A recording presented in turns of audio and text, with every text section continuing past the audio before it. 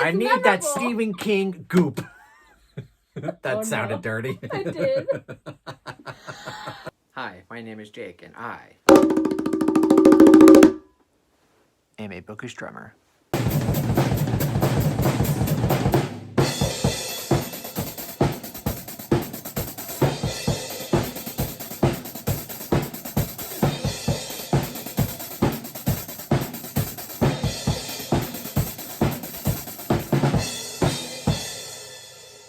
So for this video, it's going to be a little different. I am doing Stephen King Friday, but I am not donning the Stephen King jacket. You are. I'm taking over. No, I'm just kidding. That's because we are going to be talking about Stacey's top 10 Stephen King books of all time. Yes. To be fair, I have not read them all, unlike Jake. How many do you think I've read? Like 25, 30? It's like 20. Somewhere in that ballpark? About a quarter. 25% of them. Okay. Well, I had some thoughts. Yeah, I would say you've enjoyed a lot of them, but you haven't loved a lot of them. I don't even know if I would say I enjoyed a lot of them. I enjoyed some of them, and I did not enjoy some of them. Yeah, it's fair. Yeah.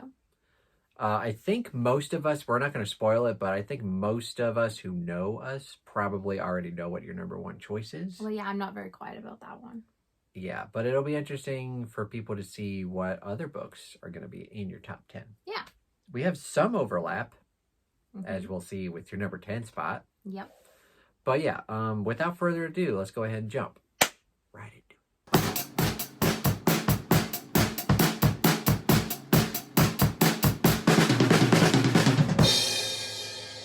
All right, so coming in at the number 10 spot, we have The Dead Zone, which is Jake's number 1. I'm just thankful it's in the top 10. Okay. You had it originally at your number 9 spot, and you're like, yeah, let's bump it down. I'm like, okay, that's it. No more.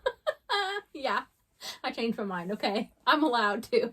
So I think your opinion about this book is like there's people who like me who love this book, but for a lot of people, they think it's okay, but maybe go into why you don't think this is a great book. So I did think that this was good, but King is doing King things in here in that he gives you a premise and he introduces it, and it's very compelling and very strong, and then he completely switches tack. Yep, that's why people don't like the second half of this book. Yeah, and I was one of those people. I thought there was a lot of buildup towards a mystery element in this plot that I was very intrigued by, and then it was just like solved very quickly out of the blue, and then it went into kind of something else, and I was really hoping that the main plot would more be about this mystery and that it wasn't like more of a side thing. But I did really enjoy the main character, and the beginning of the plot and the premise and the setup was very strong for me. And I right away could tell why you loved it so much, because I thought it was interesting. Yeah, it kind of shifts gears. Like first, it's kind of like a weird sci-fi thing where you're learning about his newfound abilities after the coma. And then it shifts gears to like kind of a mystery aspect, which the reader might think like, oh, this is going to be the rest of the book. But then after that, it kind of switches gears into a more political realm. Yeah, and I'm not even opposed to reading about political things. It's just something about the way that it was done in this particular book that I didn't connect with. Well, I'm just glad it's in your top 10. Yeah, I liked it. I had some complaints, but it's definitely one of his stronger books that I've read. Number 1, baby. Number 10. Coming in at number 9, we have Gerald's Game. And this one is a case of I loved this and thought it was going to be really high on my ranking until about the last 100 pages that should have been a 2-page epilogue. Oh boy. Because I did not care. So you thought this 400-page book was 100 pages too long. Yep. Basically. But up until then, I really enjoyed the main character, Jessie. I loved that we got kind of multiple timelines with a lot of her memories and flashbacks. And I also loved that we sort of like slowly built up the nuance that she had in her relationship with her husband, Gerald. There's definitely some horror elements in this one that were very strong too. Okay, so you like this just a bit more than The Dead Zone. Yeah, I would say I liked more of this than The Dead Zone. Like, The Dead Zone kind of switched tack to something I didn't like as much more halfway through, Whereas this was really just the last like 100 or so pages that I thought didn't need to be there and could have been like a 2-page epilogue. So this could have been much higher on your list if it maybe was like 20 pages instead of 100 pages. Yeah. Could have been potentially top 3. Yeah. Okay. Yeah. It's just that ending chunk. I just didn't care for it. And by the time I finished, I was like, oh, thank God it's over. Oh boy. But I was loving the beginning. And this does connect to another book that will be on your top 10. Yes, it does. Coming in at the number 8 spot, we have one that I think people more predicted that I would like. And that is Mr. Mercedes, the first book in what's the trilogy? Mr. Mercedes? That or Bill Hodges trilogy. Oh, Bill Hodges, that's the name. Okay. So yes, I had a really good time with this, and I really enjoyed Bill Hodges as a character. I love that he was kind of like an older curmudgeon sort of character that was kind of like pulled back into investigating something that he had kind of seen earlier on in his career. I love reading about older characters and kind of getting their unique perspective and wisdom kind of put on to situations. And I liked the amount of tension that was in this. I also thought like some of the action scenes were really well done. However, where it lost me was where it interrupted those action scenes with like a description and like side character feelings. I was just like, no. The pacing in this one, no, we're in the final sequence of the book and we're taking 2 pages out of the main action scene for something else. And I was just like, no. This could have been great. Ironically, this is like a fast-paced Stephen King book. Well, it's just a jarring pacing. It's not that it's like a slower read. It's just the pacing is jarring because you get into a scene and you get absorbed and the intensity is like built up just to kind of be shot down for something else that was like less relevant. This is not one of my favorites, not one of my least favorites, kind of in the middle. Yeah. Like I like it. I like the sequel much better. Okay, well I have not yet read the sequel. I don't know if you'll like it as much because it doesn't really... It's weird. I've mentioned this on my channel, but it shouldn't have been a part of the trilogy. Like, it could have been a standalone because, honestly, Bill Hodges and the people in it aren't really in the second book that much. Oh. So, it could have been a standalone, but it's my favorite. But yeah, overall, I really liked the plot of this. It's just something about the structure of the writing, about how the most intense moments were interrupted with side things that I didn't love. Also, the third book sucks. Well, we know kind of where the direction of the series goes based on the title of the third book. Yeah, and I can see why people wouldn't like that. You kind of spoiled us there, Cy King. Number 7 is one that had great intensity throughout, unlike Mr. Mercedes, and that is The Running Man. And this was kind of a funny experience because going into this, I don't know what version of the synopsis I read of this, but like somehow I got the mental image that this was going to be like a guy on a game show running on a treadmill and not like in a survival scenario. I just knew he was running. Like I didn't realize he was running away from somebody hunting him. What a dumb premise for a book. And you were like making fun of me. You're like, as if King would set a whole book on a treadmill. I was like, well, he set a whole book on a bed like in Gerald's Game. True. Yeah. But anyway, this was really fun to read. I think this was just really fast-paced, which was interesting to see from King because most of the things I read from him I think are like overly wordy, but seeing something that was a bit more faster-paced was interesting. I do kind of wish this was a little bit slower in that he took a bit more time to introduce the world and get a bit more of like a rebellion sort of lens to the story, because I think that would have made it kind of like more heartfelt and emotional for me. So this is definitely one of his most fast-paced books. It's 400 pages and about like 100 chapters, because each chapter is basically like minus 100 and counting until you get to the very end, obviously.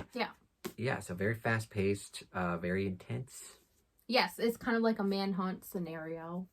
And the longer he runs away, the more money he wins for his family. It's also different for King in that it's kind of, well, for the time that he wrote it, it was future dystopian. This actually takes place in the year 2025. But he wrote this in like the early 80s. Okay. So. Yeah, I had forgotten exactly when it was set. I'm glad the world isn't quite like this. Yeah, same. But yeah, that is my number 7. Coming in at number 6, we have more of a character-driven mystery from King, I would say. And that is going to be Joyland. So there is a trend where I have a lot of his shorter-ish or faster kind of books. But this one was really interesting in that we got a lot of emotion from the main character and just a lot of his like day-to-day experience in the story here. And I was drawn to that. And I think that's a big part of the reason it makes it so high on my ranking. I just enjoyed kind of the mystery elements as well, and just the main character and how he was feeling about everything, and the pacing of this one. So you would say that you enjoyed this book? Yeah, I enjoyed Joyland. Yeah. Yeah. This isn't one of my all-time favorites, but it's pretty good. I also really liked the amusement park setting of this. It kind of gave me like nostalgic vibes, I think, from like games when I was a kid. You definitely tend to like his shorter books. Yeah. You're not out here reading the Tommyknockers and Under the Dome. No, I haven't read those ones yet. I also haven't read It or The Stand yet. You could probably like It. I would stay away from The Stand. Okay. Well, that's also your take though, because you don't like that one as much as most people do. Well, yeah. And you know what? There is a long book coming up on this ranking that I loved that he says is not it. So everybody loves it but me. Okay, we get it. You're just wrong. But before we get there, we have one that was probably one of the first King books I ever read. And it was one that Jake and I buddy read back in the day. I think it was a reread for you. But it was very interesting for me. And that was later. So kind of like similar era to Joyland, I think. A little bit newer. And again, fairly short. But I thought the premise of this one was really cool. I guess similar to Dead Zone, I really enjoyed that this character sort of had unique abilities. And I liked exploring kind of what he was able to do with those and how it shaped the story moving forward. But one of the biggest things that I always kind of like have emotional pull to in a story is when somebody's being manipulated. And there's definitely some kind of instances in this book where people are trying to manipulate the character for his ability. And I definitely connected with that aspect of this story. And I also sort of thought like that the villain entity in this story was just interesting. And I kind of wanted more of that. I think maybe the reason it didn't get like a full 5-star is because I just didn't get to learn enough about them. Well, there's a certain book you could read to learn more about it. Is it It? I thought so. I thought so. But yeah, even without having read It, I really enjoyed this one and had a good time with it. Anything else to add? I do, but I'll get to it later. Oh, okay. Coming in at number 4. Did we buddy read this one? Possibly. No, you know what it was? I read it, and then I wanted to make you read it, and I put it on your Patreon wheel back when your Patreons could only pick King books for you, and back when we were still dating, and I was one of your Patreons. That's what it was. So I made you pick up and read The Girl Who Loved Tom Gordon. And not only did we have the same rating for this, but we also had the same comments and feedback, which I think is rare for us in a book. But essentially, I think we both really enjoyed the main character, the scenario she's put in, kind of like the emotions of her experiencing this situation. But I think we kind of less so enjoyed all the baseball content and the stuff regarding Tom Gordon. Baseball is definitely not my sport. I have other sports I enjoy much more. And yeah, so that part of the book was less to my tastes, but this was still really solid and I still really enjoyed it. Yeah, you made me reread this book. It's actually the very first King book that I read, but I read it in middle school and didn't care for it for a lot of reasons. But I did enjoy my reread. Yeah, I think this is one that you can appreciate more as an adult because it deals with a child hiking with her family who gets separated and basically is stuck out in the woods. And I think like as a child, you don't necessarily realize how serious that situation can become. Whereas an adult, you more like understand and appreciate the tension of that scenario. Agreed. Yeah. Now we get to your top 3 Stephen King books of all time. And number 3 is one that Jake is just wrong on. Should I just leave? No. It's 11/22/63. To be fair, I will say that this book deals with a lot of content that is outside the main premise of the book. And so I think if you were somebody who is mainly interested in the synopsis content of this, you could feel like this is kind of like really, really slow paced, that you're wading through things to get to things you actually care about. However, I loved all the side mission and content in here and thought it was very well done. The main gripe I have with this one and why it's not higher on my ranking is that there's a lot of like foreshadowing sort of layered into the beginning of this that could have made for some very interesting possibilities towards the ending of this book. But in the ending, I kind of thought that all of that was sort of forgotten about and things were pretty rushed. And I didn't love exactly how like the very ending was handled, but like the first 90% of the book leading up to that was fantastic. It's not my favorite. The side content is the best part. No, I had the exact opposite reaction. I loved the premise. I loved the very beginning of the book, and then we get to the middle, and it's a snooze fest. Best. The best part. The best part. Jake's wrong. I like your top 2 picks. You do ya? Yeah, one of them, well, they're both in my top 10. So Okay. we have definite overlap here. All right, well, this one I rate higher than Jake because I think this is your number 3 overall. Yeah. Well, okay, he's considering the whole, I'm just going to say what it is. So, okay, well, I am going to hold up different seasons, but I'm specifically referring to Rita Hayworth and the Shawshank Redemption. That was like the standout novella for me. You thought the other novellas were okay? Mm. Yeah. But your real love is Shawshank. Tell me I'm wrong because I'm not. Which might be my 3rd favorite in the collection. No. Okay, to be fair, Shawshank Redemption, I had seen the movie long before I knew that this was a novella.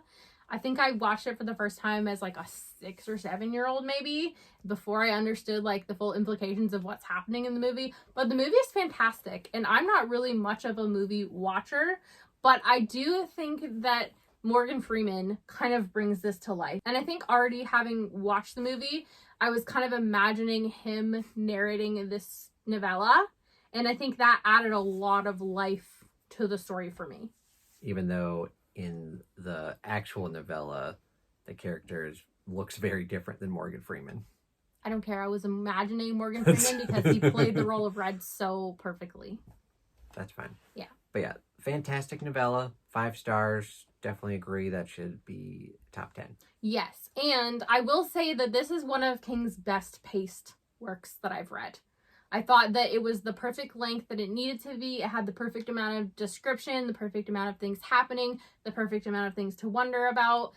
It was just very well paced. And I don't often feel that way for King. Usually I feel like it's either way too slow or it's a little bit too fast and rushed. But this one was chef's kiss. Well, for me personally, I've been stating on my channel for years that Stephen King is at his best writing novellas. And that's a very good example of that.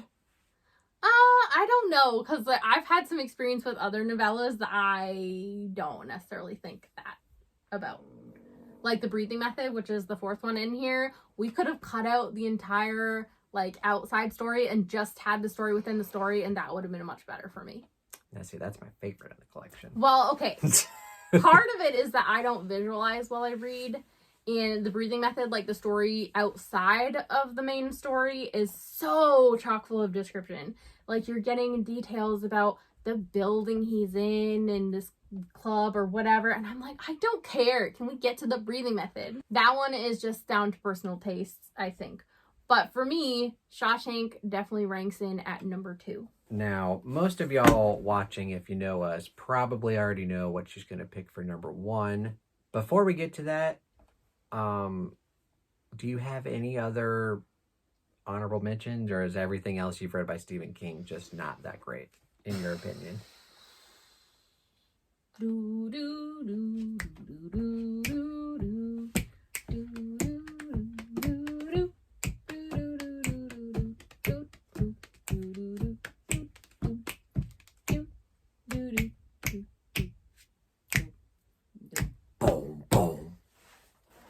So we definitely know that you have King books that you don't like. Yeah. But I do have one honorable mention that probably would be number 11, and that would be Night Shift, the first short story collection he wrote. I think of all of the short stories I've read by him, a lot of the most memorable ones for me are in this collection. Like Last Rung on the Ladder is probably my number 1 short story he ever wrote that I have read. And just a lot of the ones that are very memorable and stand out to me are in Night Shift. Now, however, that being said, there are some in this collection that really bring the enjoyment down a notch for me. Children of the Corn. One of the best in the collection. What's the, like, Strawberry Summer or whatever? I didn't like that one that much either. Strawberry Fields. I don't remember exactly what it's called. I just know it has strawberry in the name. Strawberry Spring. Yeah, that's it. But yeah, there's some great ones in there. Like The Mangler was really good. Last Rung on the Ladder was good. Quitters Inc. was good. The Ledge was good. I Am the Doorway. Yeah, that one's decent. There's one more. It deals with like goop or like. Oh, it's Gray Matter. Yeah, that's it. Gray Matter. Well, that was. I need memorable. That Stephen King goop. That sounded dirty. I did. If you've read it, you know what I'm on about. But yeah, that would be my honorable mention before we go into my number 1 pick. So, without further ado, my number 1, if you didn't already know, is Dolores Claiborne. What? Just kidding. Okay, I went into this not really knowing a ton. I knew that like it started with Dolores under arrest under suspicion of murder. That's pretty much it. But Dolores' character is what makes this book so special. And just the amount of humor that was in here that I was not expecting was great. But I also loved that her character backstory and like her dynamics with her family were more nuanced and heartfelt. And yeah, just the whole scenario, everything was great. I loved this. And you love reactive characters. I love emotional, reactive characters who are letting you in on how they're feeling. And Dolores is that to a T. Also, the audiobook for this is really great. Yeah, the first time I read this, I read it physically and I thought it was pretty good, but the audiobook kind of enhances it. And with that, it shot up into my top 10. Yeah. So yeah, we have definite overlap with Shawshank, which is different seasons up at number 3. And then Dolores is probably like number 7 in my top 10. It should be number 1. Nope, that goes to the Dead Zone. No. The Dead Zone is better than Dolores. No, this is my ranking, okay? Number 1. Yes. So do you want to recap what's in your top 10? We can. So, to do a quick recap, we think we've put these back in order. I prepared the list in advance of filming, so I think these are right. Number 10, Dead Zone. Number 9, Gerald's Game. Number 8, Mr. Mercedes.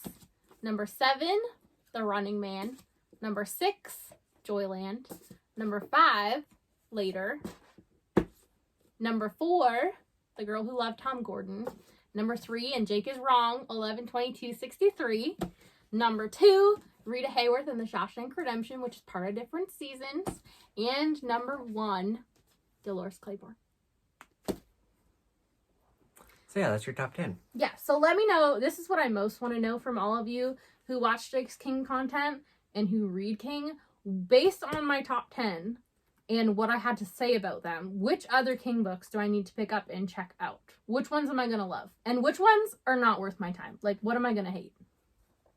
Well, I have opinions, but it'll be fun to see what the chat thinks about it. What are your opinions? Because maybe people will agree or disagree with those opinions. You should definitely read The Green Mile. I was going to say it's a book like 11/22/63 that a lot of people love and not a lot of people hate. So that's just generally a well-loved. It's the highest rated King book on Goodreads, believe it or not. And some of his newer books I think you would like are Billy Summers, In the Outsider, maybe The Institute, but I didn't love it. I think it's kind of a mixed book, and we have a cat. Bumping the tripod. She's rubbing her face on the tripod. Oh no. Tink. Yeah, and then just books that you're not gonna like are a lot of his really long, descriptive books and just boring books. So like The Stand, The Tommyknockers, Dreamcatcher, The Talisman. Under the Dome. Well, maybe Under the Dome. That's a toss-up because there's stuff that happens in that book. I'm curious what you think I'm going to think of Salem's Lot, because I think vampires could be interesting, but then also I remember in Night Shift reading Jerusalem's Lot and being like, eh. Well, no. Jerusalem's Lot takes place like 100 years before it. Okay, but they are related, which is what I knew. They're very, very different. Okay. You can't Judge one by the other. Yeah, that would be like saying like, oh, I read Harry Potter and the Cursed Child and it wasn't very good. I'm not going to read Harry Potter. Okay, that's fair. But yeah, let us know what she should read. Yeah, I'm curious to hear what you guys think about what I should pick up next, and what you thought of my ranking, and why Jake is wrong on 11/22/63. So generally, I agree with your list. Like, these are a lot of great Stephen King books. Okay. We have some overlap, like The Dead Zone, Different Seasons, Dolores Claiborne, all in my top 10. And then kind of most of the books are like not lower on my list, but kind of in the middle. Okay. But that's just because I've read so many King books. Yeah, that's fair. I haven't read all of them, but I am very confident, based on what I have read, that this is my top 10. It could change. It could. Give it a couple years. Perhaps. All right. But Misery and Carrie are never going to be on it. I'm sorry. Yeah, whatever. So that was Stacey's top 10 Stephen King books of all time. And I'll be back next week for another Stephen King video. I'll be wearing a hoodie this time. We'll see. And thank you guys so much for watching. If you enjoyed this video, give it a thumbs up. Subscribe to the channel if you haven't already. And if you are subscribed, stay subscribed for more content. We've got Booker Sermon Discord, where we have the Stephen King book club that we're going to be doing. And for I April, also have... Oh, sorry. What? I also have a channel you could check out. Yeah, she has a channel called The Chapter Conundrum. I'll link it down below if I remember. If he forgets to link things down below a lot in the dibbly-doo. But yeah, Stephen King Book Club, The Running Man. We're going to be reading that in April, which was on your top 10 list. Yes. Very fun, fast-paced book to read for Battle of the Bands readathon. About a manhunt, not about a guy running on a treadmill. No. And I've also got Patreon link down below if you want to go support me there for as little as $1 a month. And Amazon wishlist if you'd like to buy me or Stacey a book. Yeah. Thank you guys so much for watching. And have a great day. Bye. Bye.